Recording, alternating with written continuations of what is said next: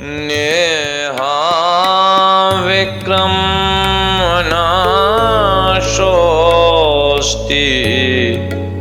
प्रत्यवायो न विद्यते स्वल्पमप्यस्य धर्मस्य त्रायते महतो भयात्। इस कर्म योग में आरंभ का अर्थात बीज का नाश नहीं है और उल्टा फलरूप दोष भी नहीं है, बल्कि इस कर्म योग रूप धर्म का थोड़ा सा भी साधन जन्म मृत्यु रूप महान भय से रक्षा कर लेता है। व्यवसायात्मिका बुद्धिरेकेहा गुरुनंदना बहुशाखायानन्ताश्च बुद्धयो व्यवसायिनाम्। हे अर्जुन, इस कर्म योग में निश्चयात्मिका बुद्धि एक ही होती है, किंतु अस्थिर विचार वाले विवेकहीन सकाम मनुष्य की बुद्धियां निश्चय ही बहुत भेदों वाली और अनंत होती है। यामिमां पुष्पितां वाचम् प्रवदन्त्या विपश्चितः वेदवादरतः पार्थ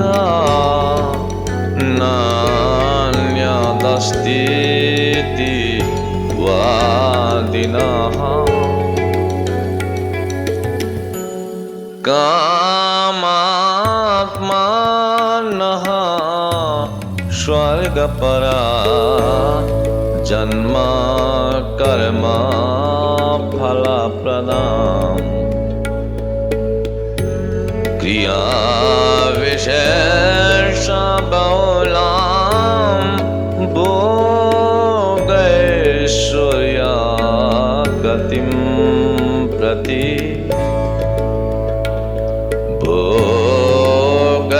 भोगैश्वर्या प्रसक्तानां तया परिहितचेतसाम् व्यवसायात्मिका बुद्धिः समाधौ न विधीयते। हे अर्जुन, जो भोगों में तन्मय हो रहा है, जो कर्म फल के प्रशंसक वेद वाक्यों में ही प्रीति रखते हैं, जिनकी बुद्धि में स्वर्ग ही परम प्राप्य वस्तु है और जो स्वर्ग से बढ़कर दूसरी कोई वस्तु ही नहीं है, ऐसा कहने वाले हैं। वे अविवेकी जन इस प्रकार की जिस पुष्पित अर्थात दिखाओ शोभायुक्त वाणी को कहा करते हैं, जो कि जन्मरूप कर्म फल देने वाली एवं भोग तथा ऐश्वर्य की प्राप्ति के लिए नाना प्रकार की बहुत सी क्रियाओं का वर्णन करने वाली है।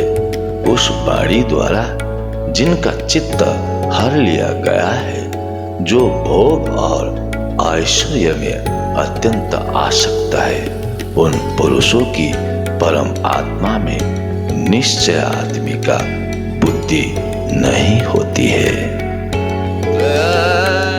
गुण्या विषया वेदा निश्चय गुण्यो भवार्जुना निर्द्वन्द्वो नित्याशक्वस्तो निर्योगक्षेमा आत्मवान। हे अर्जुन, वेद उपर्युक्त प्रकार से तीनों गुणों के कार्य रूप समस्त भोगों एवं उनके साधनों का प्रतिपादन करने वाला है। इसलिए तू उन भोगों एवं उनके साधनों में आसक्तहीन, हर्ष सुखादि द्वंद्वों से रहित नित्य वस्तु परात्मा में स्थिति योग क्षेम को न चाहने वाला और स्वाधीन अंतःकरण वाला हो।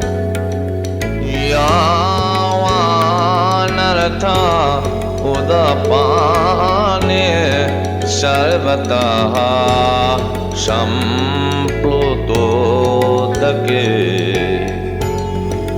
तावान् सर्वेषु वेदेषु ब्रह्मणस्य विजानतः।